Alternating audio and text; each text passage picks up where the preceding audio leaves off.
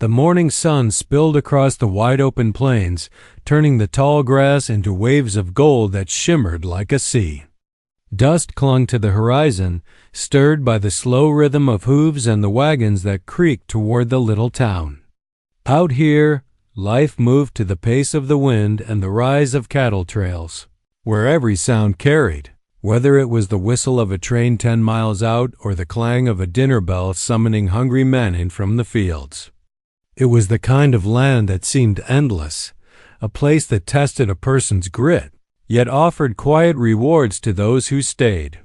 She stood on the wooden porch of the cookhouse, apron dusted with flour, hands red from scrubbing, eyes fixed on the empty path that led back from the range. The ranch hands would be filing in soon, tired and half-starved, expecting coffee strong enough to wake the dead and bread that smelled like home. She'd learned long ago that men who spent the day chasing cattle and sun didn't say much at the table. But she also knew their silence was softened by the comfort of her meals. Cooking had become her trade, her shield, and in some ways her entire purpose. She was young, but not naive. Work on the edge of the frontier hardened a person quicker than city life ever could. Every morning began before the rooster crowed, and every evening ended long after the lantern burned low. She had grown used to the rhythm. Fetch water, chop wood, knead dough, tend stew, feed the men, wash, repeat. It wasn't glamorous, yet in the aroma of cornbread rising and the crackle of bacon in a skillet, she found something steady in a world that often felt uncertain. What she didn't know, not yet, was that her cooking had caught the notice of more than just weary cowboys. Someone had been watching someone who carried himself different from the others. He wasn't a ranch hand, though he blended in when he chose. His boots were worn, yes, but polished with care. His hat was pulled low, but it didn't quite hide the quiet confidence in his eyes. He moved like a man accustomed to command, but careful not to show it outright. To her, he was just another stranger passing through, a man who'd taken his supper with the crew more than once without a word of complaint. What she didn't realize was that he owned more than the boots he stood in. He owned the land those cattle grazed on, the very acres stretching out beneath the sun. His name carried weight in nearby towns, whispered among traders and bankers. But out here, he wore his wealth like a secret. He had his reasons for staying quiet, reasons tied not to profit, but to a search for something he hadn't yet found, a sense of belonging, perhaps, or someone whose heart wasn't swayed by money or reputation. The ranch hands had grown used to his presence, treating him as one of their own. They didn't question why he rode along, worked alongside them, or shared a bunkhouse meal. Life on the plains didn't leave room for endless questions. Men proved themselves by effort, not explanation. Still, he kept his eyes drawn to the cookhouse door more often than the cattle fence. And when she walked across the yard, carrying trays or buckets, he felt something tug at him stronger than the land he claimed title to. She, however, barely noticed him. Her life little time for lingering looks or daydreams. To her, men came and went like the seasons, some polite, some rough, all hungry. She cared for them with her food, not her heart.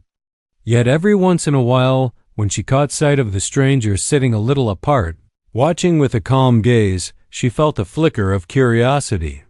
She pushed it aside. Curiosity had no place in a world where survival depended on keeping to your work, but fate, as the plains had a way of proving, rarely stayed predictable. One evening, as the sun bled red across the mountains and shadows stretched long over the sagebrush, trouble arrived.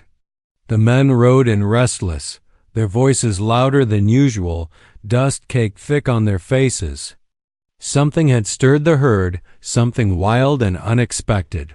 She served their plates quickly, listening in silence to the fragments of talk wolves near the foothills, fences cut along the far boundary, signs of someone trespassing where they didn't belong.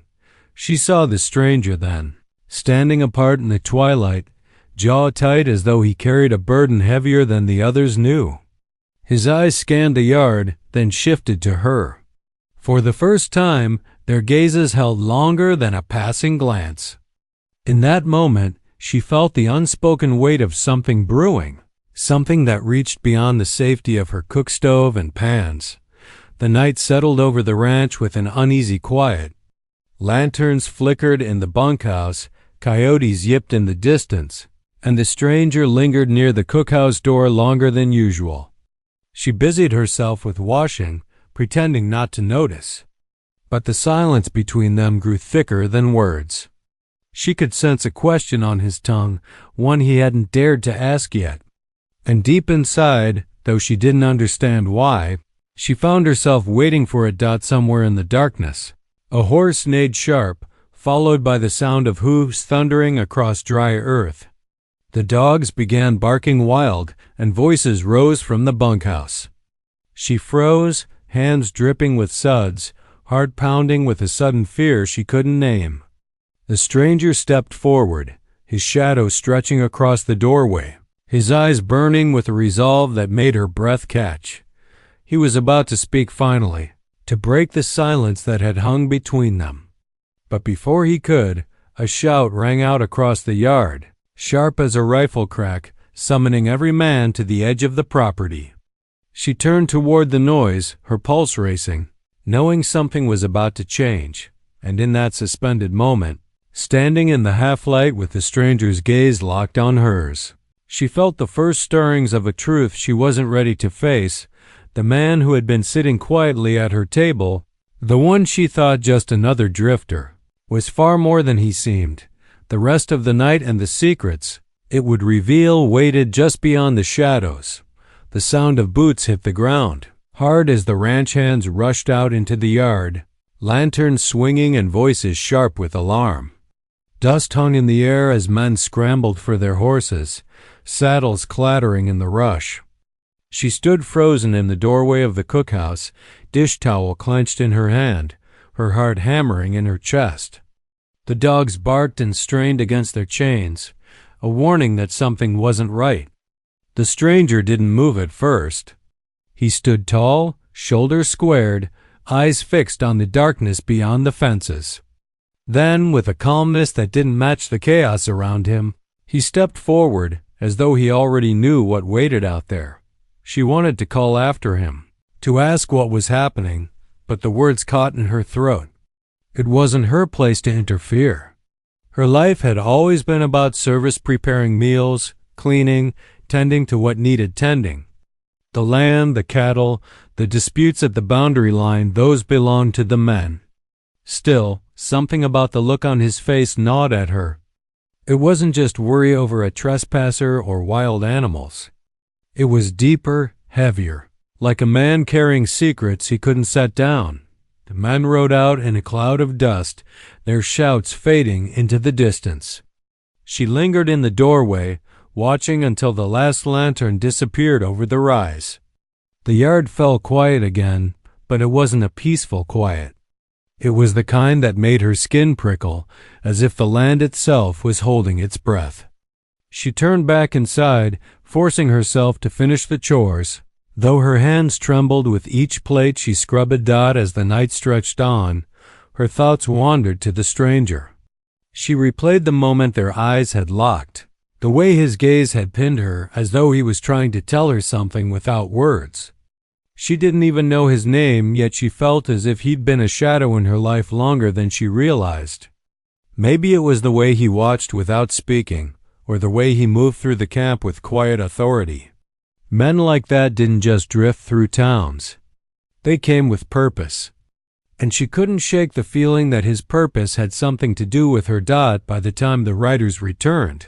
Dawn was breaking over the mountains. The men looked tired, their shoulders slumped, their voices low. She hurried to put coffee on, grateful for the distraction, listening with half an ear as they muttered about cut fences and tracks leading toward the hills. No cattle were missing, not yet, but it was a warning. Someone was testing the land, pushing boundaries. Trouble was brewing, the kind that could set ranch against ranch. Or worse, the stranger returned with them, dust covering his coat, his jaw set like stone. He didn't join the others in the bunkhouse for breakfast. Instead, he lingered near the corral, speaking in low tones with the foreman. She caught glimpses of him through the kitchen window, his gestures firm, his presence commanding. Whoever he was, the men listened to him. Even the foreman, who rarely bent to anyone, nodded with respect. That alone told her he wasn't just another drifter. Days slipped by, each one thick with unease. The ranch hands worked harder, riding longer hours to patrol the fences, eyes always scanning the horizon. She kept to her duties, though she felt the tension in every meal she served. The men ate quicker now, their laughter gone, their silence heavier than before. Yet always she noticed the stranger watching her, though never in a way that made her feel unsafe. If anything, it was as though he was guarding her, even from across the yard. One evening, after the men had eaten and drifted off to their bunks, she stepped outside to dump a bucket of scraps. The sky stretched wide above her, painted in streaks of purple and gold. She felt the peace of it settle over her shoulders until she realized she wasn't alone.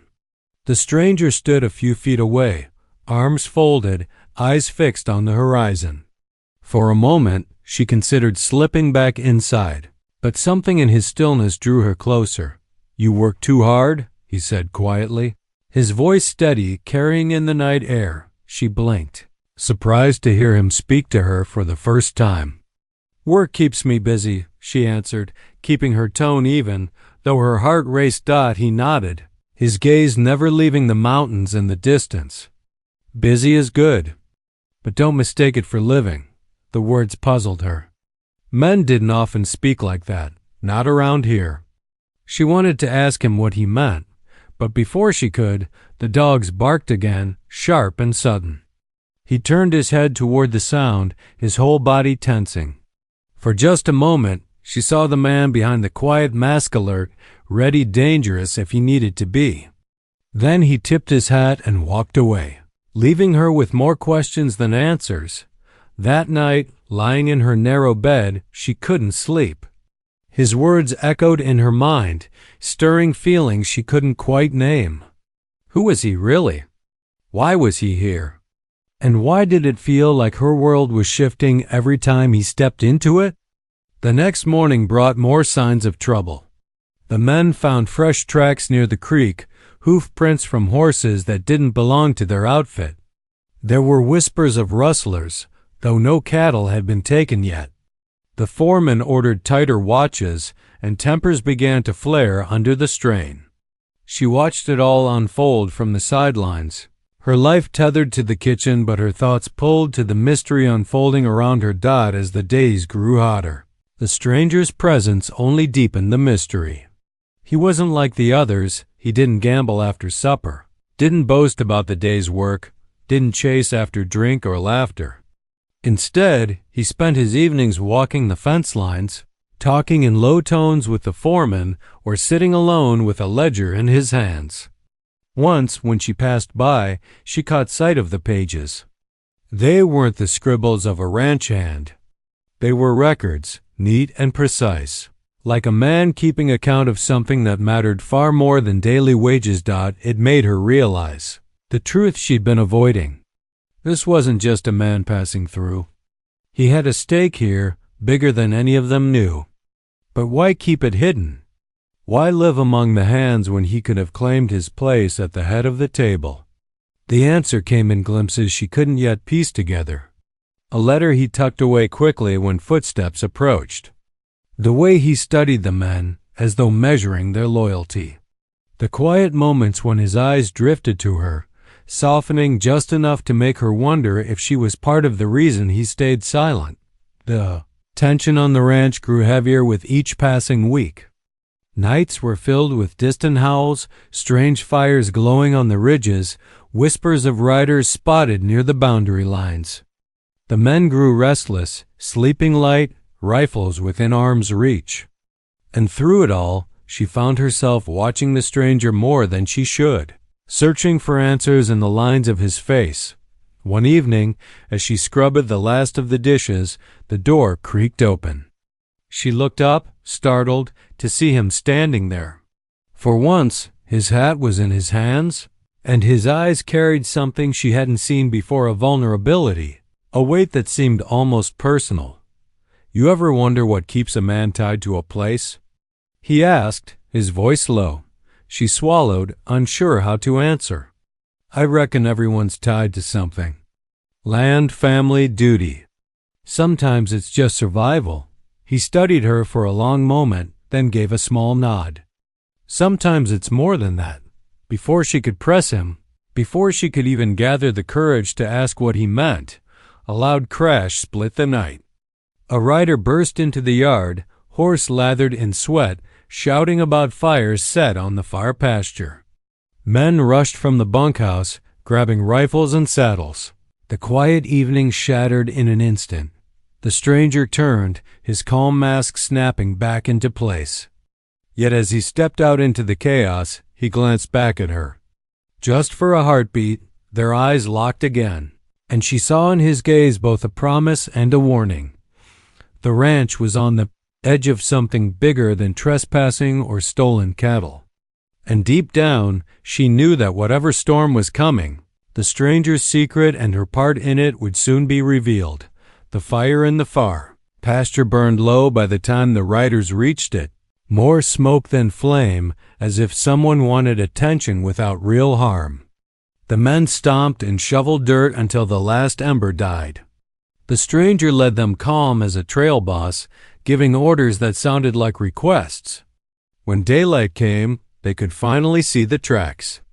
2 horses had circled near the fence, and one rider had dismounted.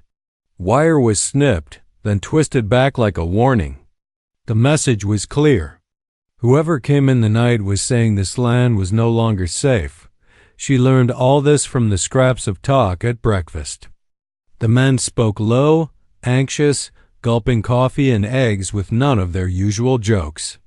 The foreman kept one hand pressed to the small of his back, a habit he had when the weight of the ranch pressed hardest. The stranger didn't sit that morning.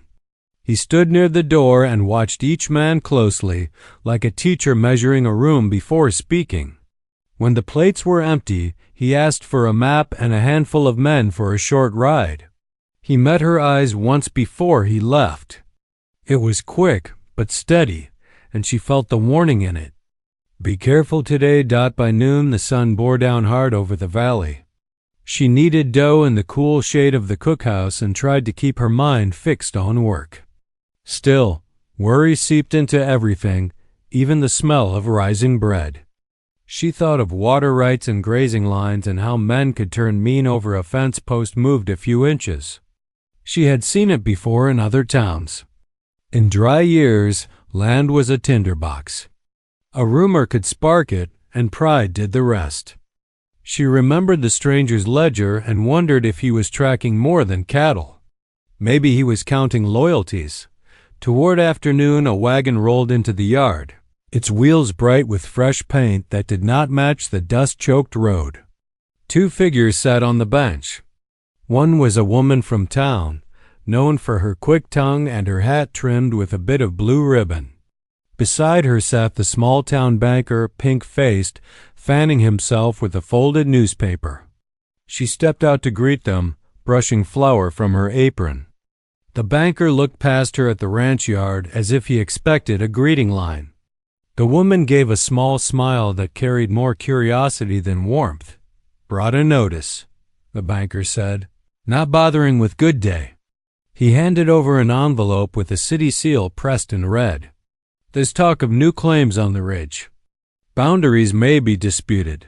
Water reports were filed. Thought your employer should be aware." She turned the envelope in her flour-dusted hands, unsure what to do with it. "The foreman's out," she said. The men rode to check fences.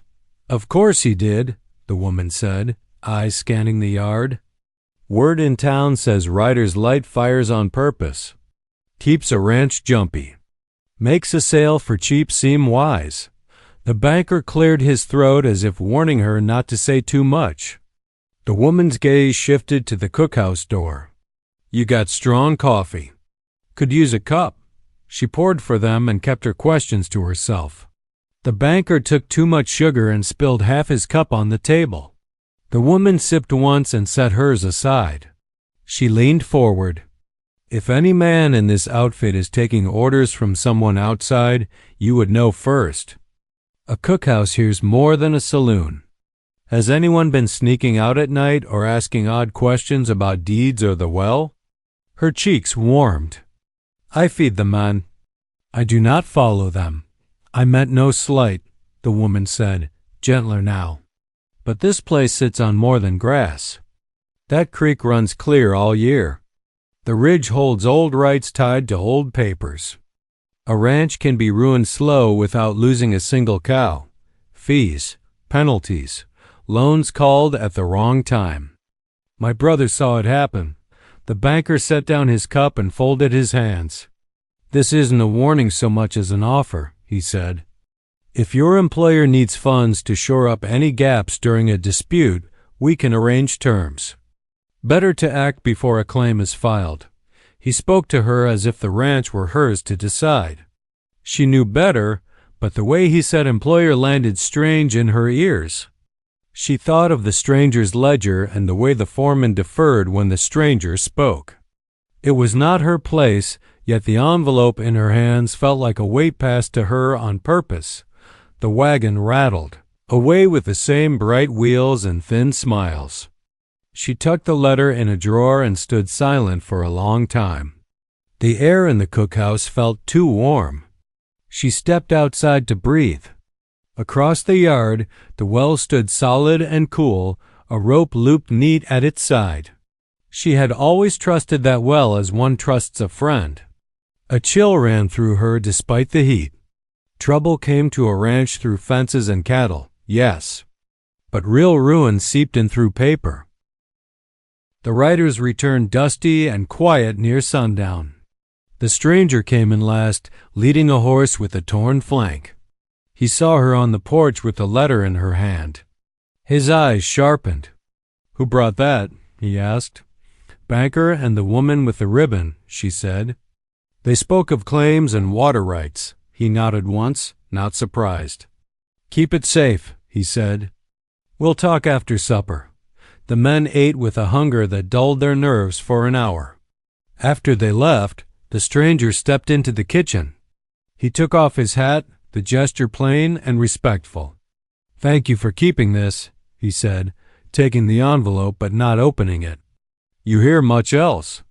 "Only that fires make a ranch cheap," she said, "and that a cookhouse here's more than a saloon." A quick smile flickered at the edge of his mouth and vanished. "That woman's smarter than most men in town," he said. "Listen, there is something you should know.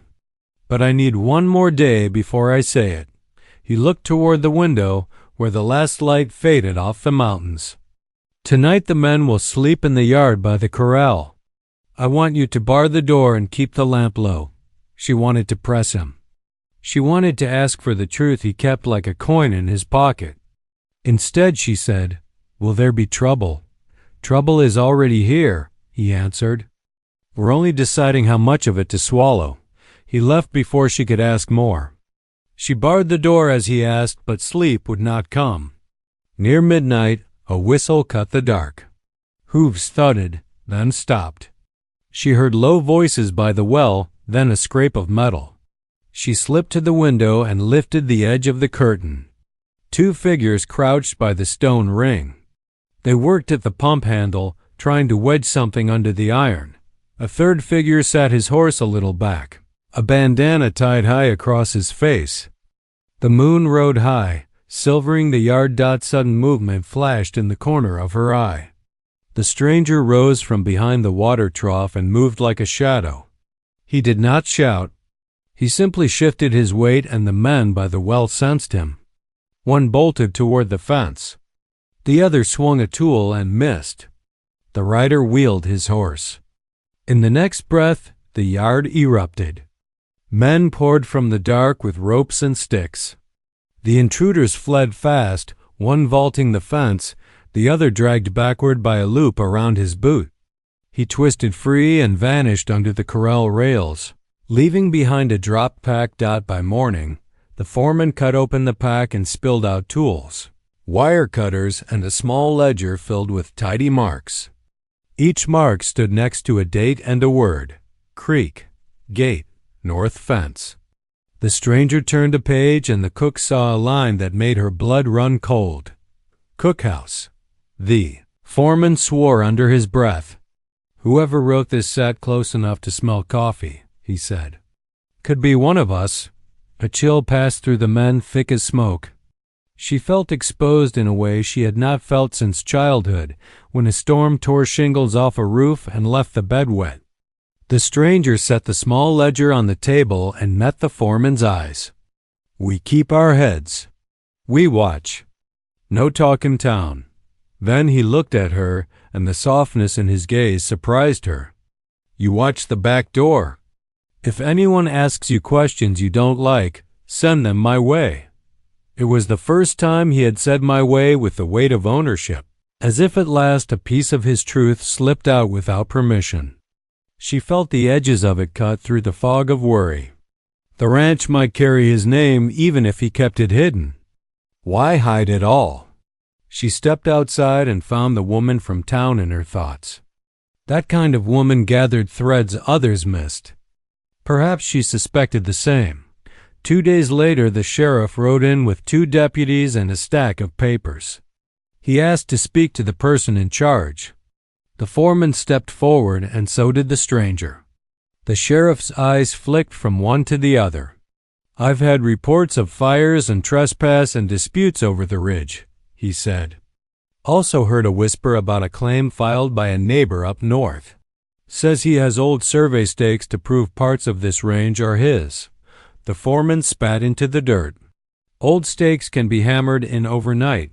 Maybe, the sheriff said. But the county reads what is on paper. The stranger's jaw tightened. You plan to enforce a claim that was filed without notice. I plan to keep the peace, the sheriff said.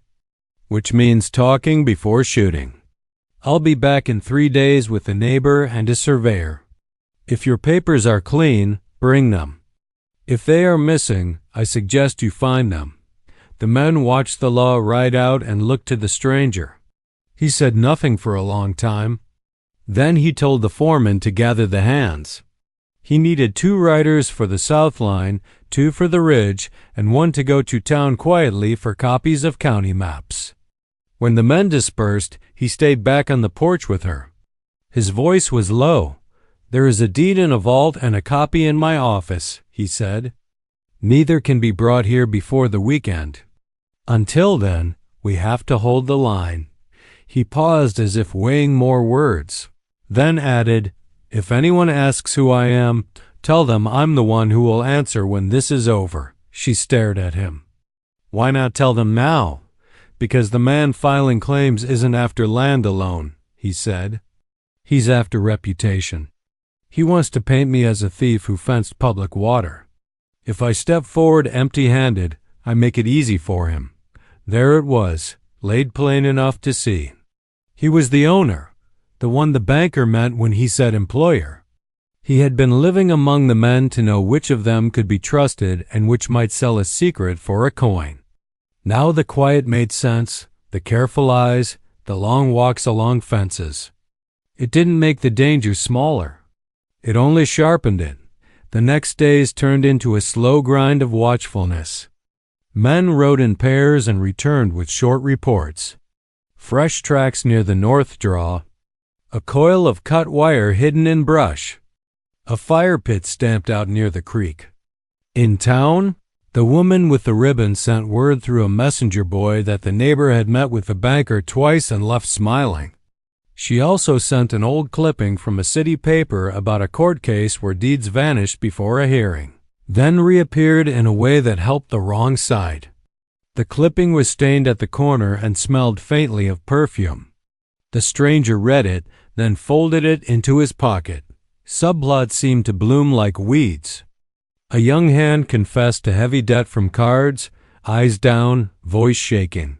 He swore he had not sold information, but he could not swear he had not bragged loose talk in the saloon. The foreman faced him long, then put him on wood detail near the cookhouse where she could keep an eye on him. Another hand, quiet and steady, admitted he had a cousin working for the neighbor up north. The stranger listened and asked no favor, only that the man choose where his loyalty lay and speak it plain. The man chose to stay. The stranger nodded once and told him to ride with him that night. All the while she cooked and watched. The kitchen was a crossroads for secrets. Men came for coffee and left hints without meaning to. A rope nicked by a blade. A coat pocket torn like a hand ripped it out fast. Mud on boots that matched no path near the yard. She kept notes in her head the way she kept a recipe, careful not to mix things that didn't belong. She wished for someone to talk to and found herself missing the woman from town. The one who asked direct questions and drank her coffee without sugar. On the third morning, a cold wind came down through the gap, and with it the sheriff's party and the neighbor riding at the center like a man on parade. A surveyor followed behind with poles and a chain. The stranger stood by the gate, hat brim low, eyes unreadable. The foreman stood at his right shoulder. The men lined the fence silent. She watched from the cookhouse door with her apron still in her hands. The neighbor grinned, all teeth. "Fine day for setting records right," the neighbor called. The sheriff held up a hand. "We talk first. Then we walk the line." The neighbor's gaze slid past the foreman and landed on the stranger as if seeing him for the first time, or pretending to. "You there," he said. "You carry yourself like you think you own the place." The yard went quiet in a new way, heavy and waiting. The stranger took one step forward, and the wind lifted a curl of dust around his boots.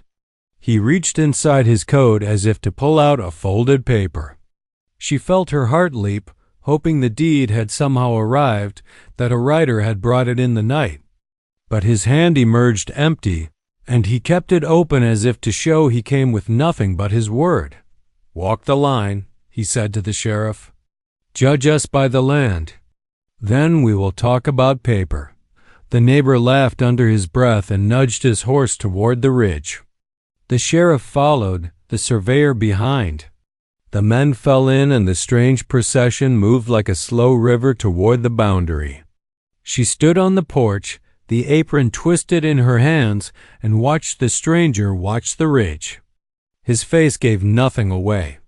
Yet when he looked back at her for half a second, she saw a message meant only for her. Keep steady. Whatever breaks today cannot break you. Then a rider galloped into view from the south trail, waving his hat and shouting that the vault in town had been opened overnight and a certain drawer stood empty.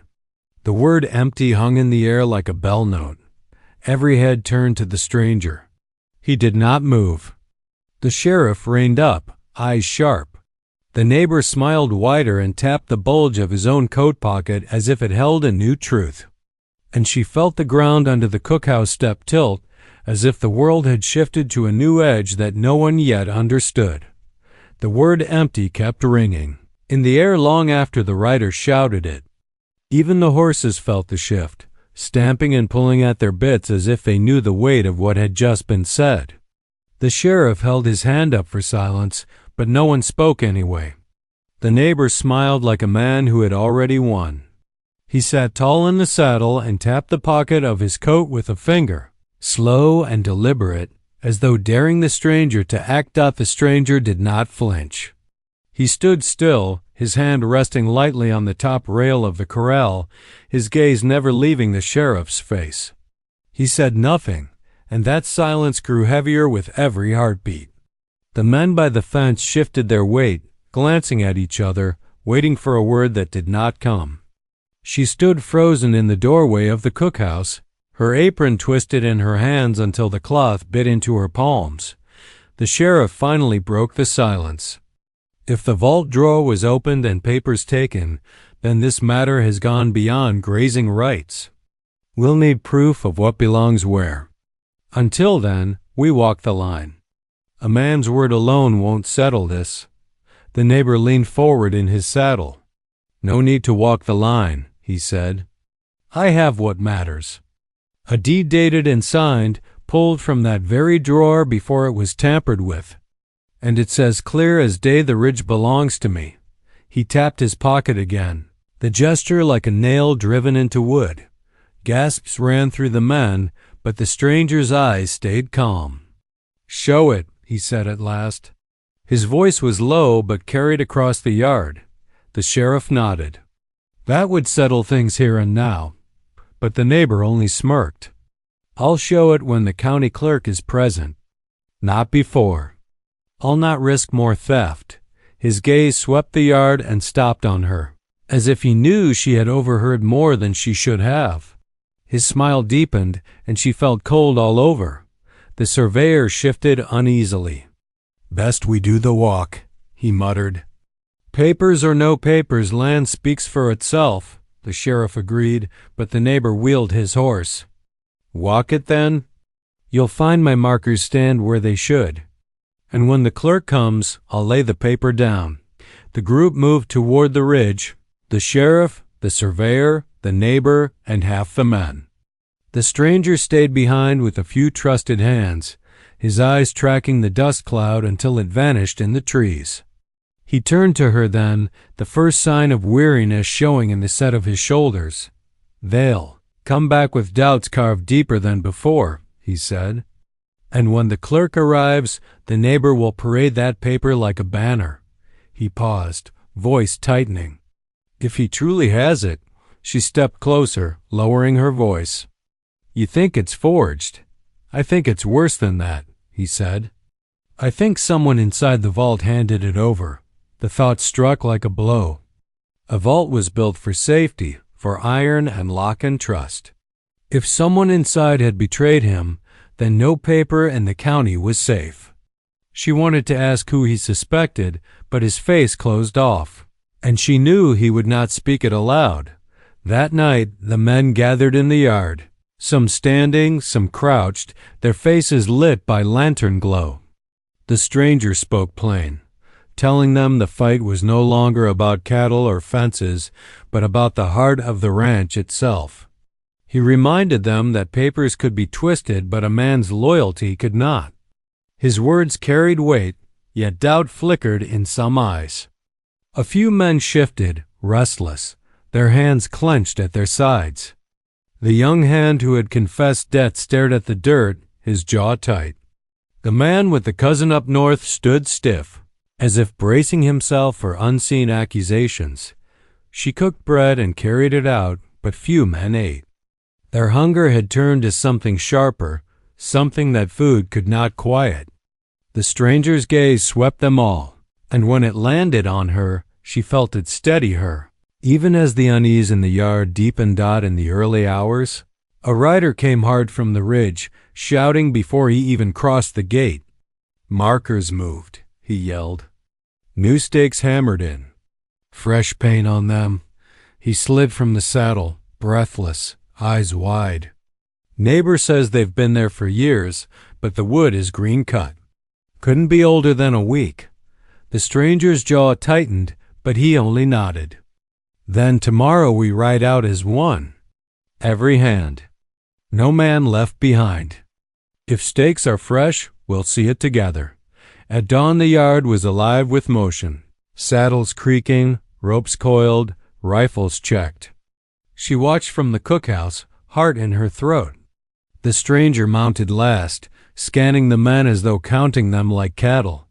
He caught her eye one last time before turning his horse toward the ridge. The dust rose behind them, a cloud that clung long after they disappeared. The day dragged slow. She tried to busy herself with chores, but her mind raced. What if the sheriff believed the neighbor? What if the stranger's silence cost him everything? Each time she looked at the well, she remembered the night men had tried to poison it. Each time she touched flour, she remembered the banker's offer. The cookhouse walls felt like they were closing in. Late afternoon brought a chill wind. The wagon with the blue ribbon woman rolled into the yard again, this time without the banker. She stepped down with a look of urgency. "I came from town," she said. "The clerk is already on the road. He carries papers enough to bury this ranch if they're not countered." She led the woman inside and poured coffee. The woman leaned close, her voice sharp and low. "I've seen the neighbor's deed. The ink is fresh, the seal pressed too clean. It's a forgery, but clever. Without the original papers, the county may accept it." Her chest tightened. The vault was emptied. "He has nothing left to show." The woman's eyes narrowed. "Unless he has another copy hidden. Men like him don't trust one drawer with all they're worth. If he gave you that look, if he spoke to you as though you were part of this fight, then you should know where he keeps the rest." She shook her head. "I don't. Think," the woman urged. "Where does he go alone? Where does he keep what matters?" Memory flashed his long walks at dusk, the way he lingered near the old barn at the edge of the pasture. She had thought he went there for quiet, but maybe it was more. Before she could answer, a second rider galloped into the yard, shouting that men had gathered near the ridge, armed and waiting. "It's not just a dispute," the rider cried. "It's a standoff." The woman grabbed her hand. "If he doesn't bring proof, he'll be ruined or worse. Find what he's hidden. Bring it before the sheriff declares the land lost." As the rider's words sank in, the air felt charged, heavy with the storm to come. She knew the next hours would decide not just the ranch, but the fate of every man tied to it. She stepped outside, her heart pounding, and stared toward the ridge where dust clouds already rose like smoke. The sound of distant voices carried faint on the wind, angry and sharp. She felt torn in two. Should she run to the barn and search for what might be hidden there? Or should she ride to the ridge and stand with him in whatever storm broke? Every choice felt weighted with danger, every path pulling her deeper into the heart of a fight that had begun long before she arrived. The sky darkened with evening clouds, the wind picking up until the cottonwoods bent and shivered. Somewhere out there, the sheriff, the neighbor, the stranger, and all the men stood face to face, the ridge between them like a blade. Somewhere out there, the truth waited to cut one way or another. She gripped the porch rail until her knuckles ached, knowing that whatever happened next would change everything. The sound of a rifle cracked from the distance, sharp and final as thunder. Then another. She gasped, heart hammering, eyes fixed on the horizon where the ridge loomed dark. Dust rose higher, shouts carried faint, and the storm she had feared was no longer waiting. It had begun. The gunfire echoed across the valley, each crack cutting through the wind until the sound rolled into silence. She stood frozen on the porch, the wood trembling beneath her hands. Every nerve screamed to run toward the ridge, but her legs would not move. Then came a shout, faint but strong enough to ride the wind. And she knew the men were still standing, that the standoff had broken into something worse. She forced her breath steady, grabbed the lantern, and hurried to the barn. If the stranger had hidden proof, it had to be there, and she would not waste another second. The barn smelled of hay and oil, shadows stretching in the dim light. She moved past the stalls, heart pounding, and reached the far wall where the boards looked newer than the rest. She knelt, pressing her hands against the wood, and found a narrow seam. The lantern glow caught. On iron, a small latch nearly hidden by dust. With shaking fingers she pulled it free, and the panel opened to reveal a tin box, heavy and cold. Inside were papers, folded and sealed, their edges worn by years. She lifted them out with care, reading the names and signatures stamped deep into the parchment. Deeds, maps, contracts, all proof of the land's rightful owner. She clutched the box to her chest and ran for the horse, tethered by the gate. Her skirt tangled around her legs, but she swung into the saddle with more courage than skill and spurred the horse forward. The ridge loomed in the distance, dust rising above it like smoke from a fire. She rode hard, the wind tearing at her hair, the box pressing against her ribs. Every hoofbeat felt like a drum driving her closer to the storm. When she reached the clearing, men were spread across the ridge, rifles raised, voices sharp with anger. The sheriff stood in the center, one hand raised, his face stern as stone. The neighbor sat on his horse, waving a folded paper high, shouting that the land was his. The stranger faced him, calm but steady, his men lined behind him. Ready if a single word turned to bloodshed. She broke through the crowd, her voice carrying clear as she raised the tin box. "I have the proof," she cried. The men turned, startled, lowering their rifles as she pushed through to the sheriff. She opened the box and held out the papers with shaking hands. These were hidden, safe from theft. They carry the true seal, older than anything the neighbor claims. The sheriff took the documents, his eyes narrowing as he read. He lifted one high for all to see. This is dated 10 years back, signed by the county clerk and witnessed proper. The neighbor's paper bears a seal, yes, but the ink is fresh, the fold too sharp. This one is genuine. The ridge belongs here. Murmurs rippled through the men. The neighbor's face twisted, his smile gone, his coat pocket clutched tight as if he could still change the tide. He shouted that the papers were false, that he had been cheated, but no one answered him.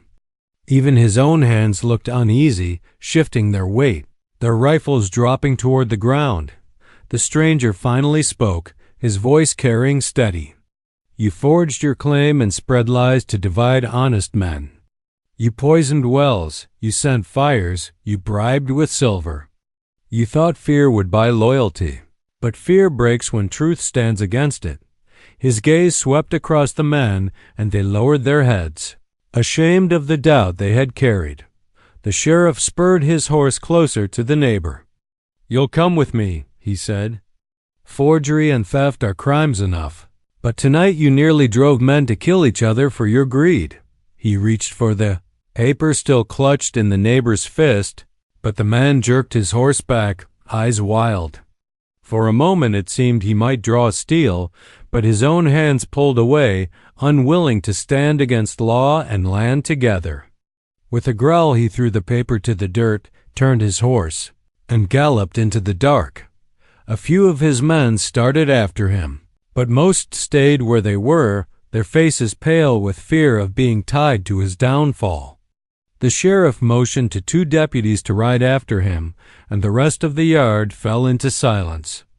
The stranger turned to her, his eyes soft now, though the weight of command still rested on his shoulders. He reached for the box in her arms, taking it gently as though it were not just paper, but a living thing. "You saved this ranch," he said. "And more than that, you saved the men from losing themselves to a lie." Her throat tightened, words catching, but she managed to whisper, "It wasn't me alone. You trusted me enough to hide it where I could find it." The sheriff ordered the men to lay down arms, and one by one they drifted back toward the valley, leaving only the stranger's crew gathered by the ridge. The night was heavy with smoke and dust, but the threat had lifted. The stranger gave orders for the stakes to be set back where they belonged, and the surveyor drove them firm into the earth as if nailing truth into the land itself. By dawn the men returned to the yard, worn but alive. She stood at the cookhouse door, watching as the stranger dismounted, the tin box still in his hands. He paused at the steps, then set it down and looked at her with a depth that made her heart ache. "This land holds more than cattle and fences," he said. "It holds the lives of every man who works it. And now it holds something else, trust we nearly lost." She nodded, understanding that he spoke not just of the ranch but of himself. The secret he had carried, the silence he had wrapped around his name, was no longer a barrier. She knew now he was the owner, the one with deeds older than any lie, the one who had watched quietly until truth demanded he speak. Men gathered at the table she had set with bread and coffee. Their laughter was cautious at first, then stronger as the sun rose higher. They ate with the hunger of men who had faced death and come back whole. The young hand with the debt lifted his cup in thanks, and the man with the cousin up north bowed his head as though unburdened. Later the sheriff rode out with the captured neighbor, bound and silent, his eyes dark with fury that no longer held power. The valley seemed lighter without his shadow pressing on it.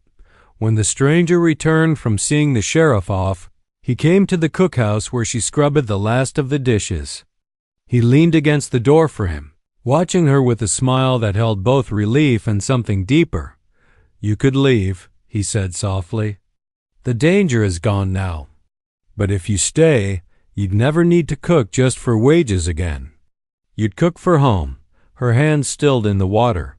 She turned, meeting his gaze, and saw not just the landowner but the man who had stood against fire, theft, and betrayal with a steadiness no paper could buy. The ranch was his by law, but by heart it was something shared. She dried her hands and stepped closer.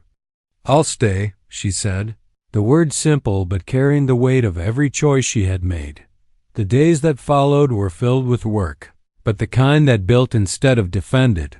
Fences were mended, wells cleared, fields sown again. The men carried themselves taller, their faith in the ranch restored.